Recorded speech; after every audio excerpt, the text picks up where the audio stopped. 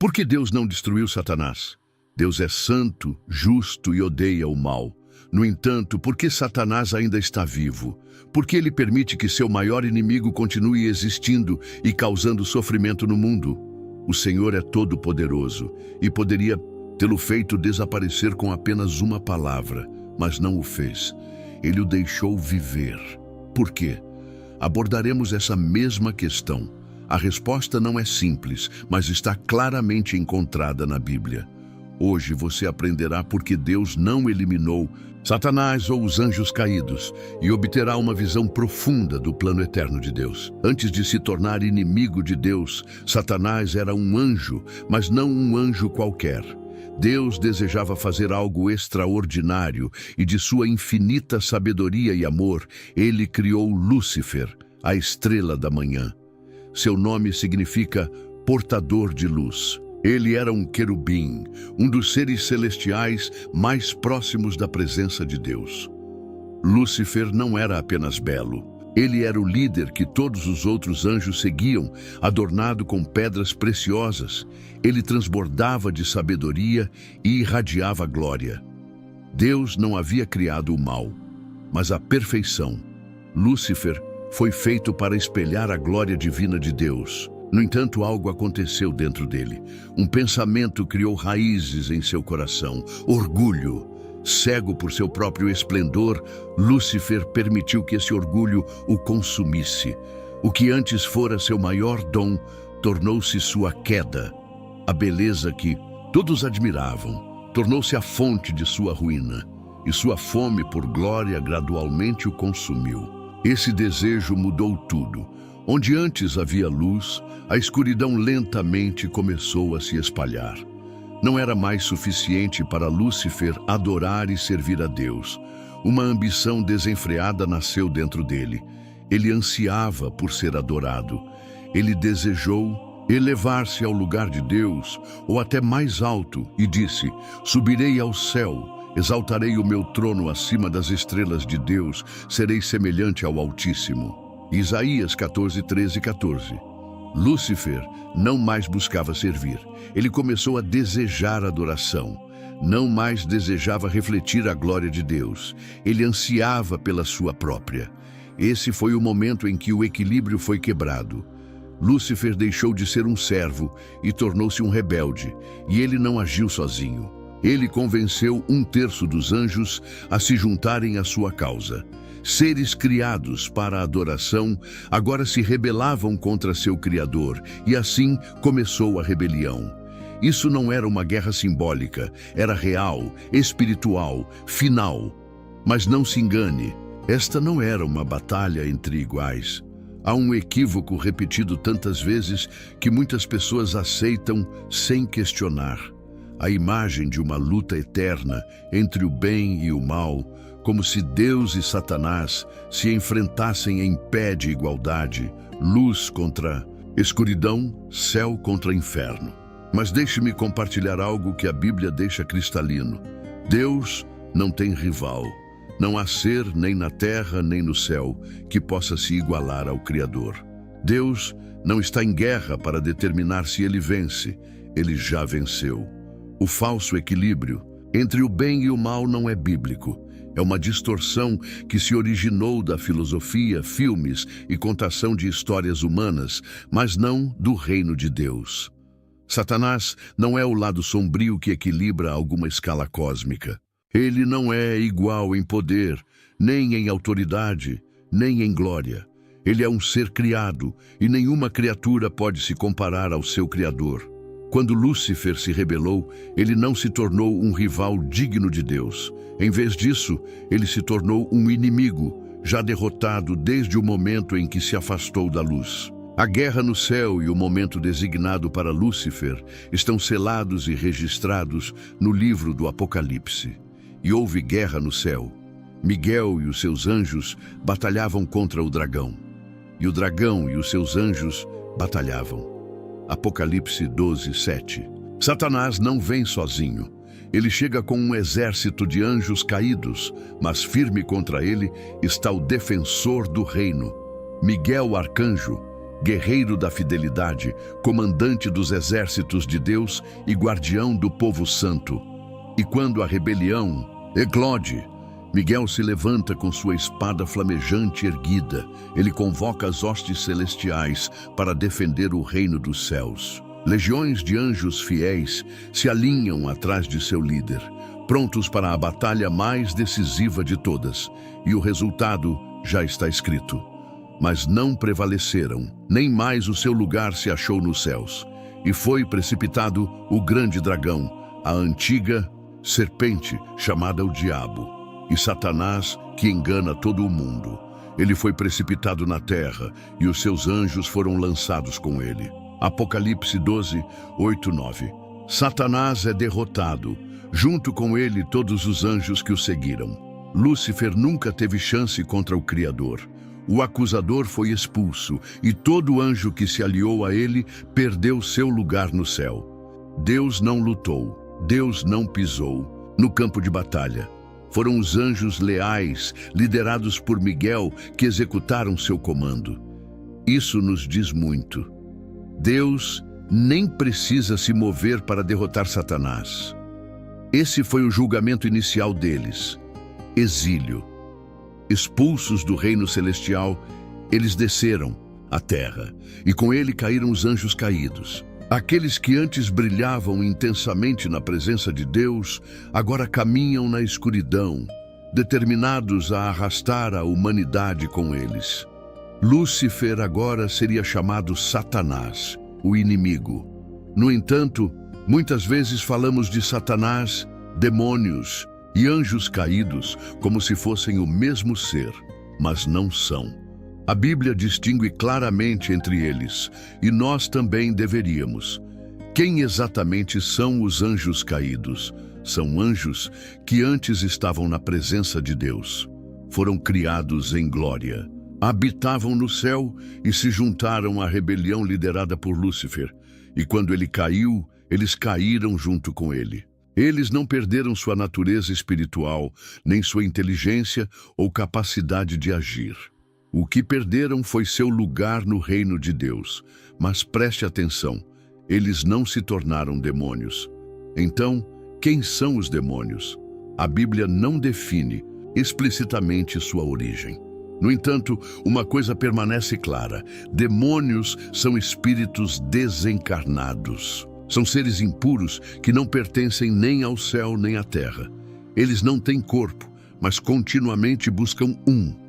É por isso que Jesus os expulsava de pessoas possuídas, porque os demônios precisam habitar um corpo para operar. No Evangelho de Lucas, quando Jesus liberta o homem possesso de demônios na região dos Gadarenos, os demônios dentro dele imploram: "Não nos mandes para o abismo." Lucas 8:31. Eles suplicam para que lhes seja permitido entrar numa manada de porcos. Isso revela sua condição. Eles vagueiam, buscam e possuem. Anjos caídos, no entanto, não buscam corpos. Eles ocupam uma posição diferente, pois antes faziam parte da ordem celestial. No entanto, eles ainda mantêm hierarquia, organização, influência. Eles não vagueiam sem rumo. São estruturados. Paulo deixa isso claro. Porque não temos que lutar contra a carne e o sangue, mas sim contra os principados, contra as potestades, contra os príncipes das trevas deste século, contra as hostes espirituais da maldade nos lugares celestiais. Efésios 6:12. Esses principados e potestades são anjos caídos. Estão estrategicamente posicionados. Agem de acordo com planos claros e seu líder, Satanás, não entregou seu trono de escuridão. Compreender essa distinção é essencial. Enquanto os demônios atacam pessoas individualmente, os anjos caídos influenciam sistemas inteiros, reinos, estruturas, governos e culturas. Mas é aqui que muitos se confundem. Por que Deus permitiria isso? Por que não foram destruídos imediatamente? Em vez disso, foram lançados à terra. A partir daquele momento, o céu não era mais o campo de batalha. Agora, a luta mudou para cá. Existem várias razões para isso. Primeiro, devemos compreender um ponto crucial. Espíritos não morrem como nossos corpos físicos. O próprio Jesus disse claramente: Deus é espírito. João 4:24. E quando Deus criou os anjos, ele os fez seres espirituais. Isso significa que eles não têm corpos físicos como nós. Portanto, eles não enfrentam a morte da mesma forma que você e eu a entendemos. Satanás não pode ser destruído da maneira que os humanos podem. Ele não pode simplesmente deixar de existir. Sua natureza é espiritual, e os reinos espirituais não seguem as mesmas regras do mundo físico. No entanto, há uma verdade mais profunda a considerar. Deus é perfeitamente justo, e em sua justiça impecável, ninguém é destruído sem antes enfrentar o julgamento. O tempo deles simplesmente ainda não chegou. Eles ainda não enfrentaram o julgamento de Deus porque foram feitos como seres espirituais eternos. E por razões conhecidas apenas por Ele, Deus permitiu que permanecessem ativos por um tempo, até que o dia designado chegue. Sim, até mesmo Satanás enfrentará o julgamento final, não porque faltem evidências contra ele, mas porque o julgamento faz parte da ordem divina de Deus. O julgamento não é simplesmente punição, é uma declaração pública da verdade. Ele demonstra a justiça perfeita de Deus perante todo o universo. É por isso que o Apocalipse fala do grande dia do julgamento, um dia em que tudo será revelado, quando todo ser, anjo e humano, prestará contas de seus atos. Ninguém poderá dizer que nunca teve uma chance, que nunca foi ouvido ou que não recebeu tratamento justo. Esse dia ainda não chegou, mas está escrito e certamente virá. Então, por que Deus permitiu que Satanás continuasse vivendo? Porque Deus não age da maneira que nós agimos. Queremos soluções imediatas. Queremos que o mal desapareça imediatamente. Mas Deus não improvisa. Ele se move com propósito. Cada dia que passa, cada escolha que fazemos, cada luta que suportamos, é tecida em um plano maior. Um plano onde a paciência de Deus não demonstra fraqueza, mas sim expressa seu amor e justiça. Assim como Satanás foi expulso, ele também enfrentará o julgamento e não escapará de seu destino. Mas esse destino virá quando o próprio juiz decidir. Enquanto isso, continuamos adiante, sabendo que a justiça está a caminho e que Deus, embora pareça lento, nunca falha. Aqui está uma verdade fundamental. Deus não perdeu o controle sobre o universo. Ele escolheu esperar até o julgamento final para que possamos aprender a perseverança, o discernimento e a confiar completamente em sua justiça perfeita. Porque sua vitória não é demonstrada através da destruição instantânea, mas através da redenção completa. Lembra de Jó? Satanás nem pôde tocá-lo sem antes pedir permissão. E mesmo quando Satanás agiu, Deus reverteu tudo para trazer glória a si mesmo. Isso não é uma luta justa, isso é autoridade absoluta. Deus é completamente soberano. Isso significa que não há nada, absolutamente nada, fora de seu controle. Até mesmo Satanás, com todo o seu ódio, permanece preso dentro dos limites que Deus permite. Mas outra pergunta que muitas pessoas fazem é: se Deus já sabia que Lúcifer se rebelaria contra ele, por que ele o criou em primeiro lugar?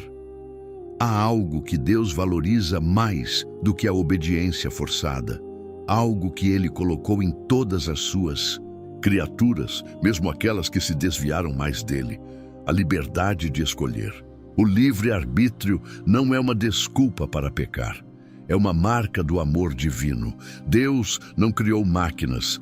Ele não nos projetou como marionetes, nem programou seus anjos como robôs sem vontade própria. Em vez disso, Deus desejou que todas as criaturas, cada uma delas, tivessem a chance de decidir. E sim, isso inclui Satanás e os anjos que o seguiram, e você e eu. A grande questão é: porque Deus concedeu liberdade, mesmo àqueles que ele sabia que poderiam se rebelar? A resposta é profunda, mas simples. Porque sem liberdade não há amor. O amor não pode ser forçado, não pode ser exigido ou imposto. O amor, por sua própria natureza, deve ser escolhido livremente. Se Deus nos tivesse forçado a amá-lo, ele não seria um pai, ele seria um ditador. É por isso que, quando ele criou os anjos, deu-lhes livre arbítrio, e quando ele criou a humanidade, fez o mesmo. Ele desejava um relacionamento real, não obediência vazia.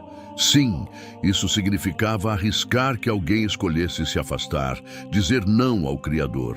Satanás fez exatamente isso, e muitos outros o fizeram desde então. No entanto, isso não altera o desígnio de Deus. Ele não revogou o dom da escolha, porque mesmo que a rebelião exista, o livre-arbítrio permanece o único caminho que leva ao amor genuíno. Pergunte a si mesmo, que valor teria sua fé se você não pudesse duvidar? Que virtude sua obediência teria se você não pudesse escolher a desobediência? E que significado seu amor por Deus teria se você não tivesse alternativa? Deus não deseja seguidores que obedecem por obrigação. Ele anseia por filhos que o amem livremente, por escolha. Por causa disso, ele permite que a liberdade exista, mesmo que às vezes doa. Mesmo quando Satanás se rebelou, Deus não revogou o livre-arbítrio que ele concedeu a todo o universo. Fazer isso negaria sua própria essência. Um Deus que ama livremente e chama sem coerção. É precisamente por isso que o julgamento ainda não chegou. Até o último momento, Deus está dando à criação o espaço para decidir. Ele espera, porque o amor sempre espera. O verdadeiro amor só pode florescer onde há a opção de rejeitá-lo. Imagine isto.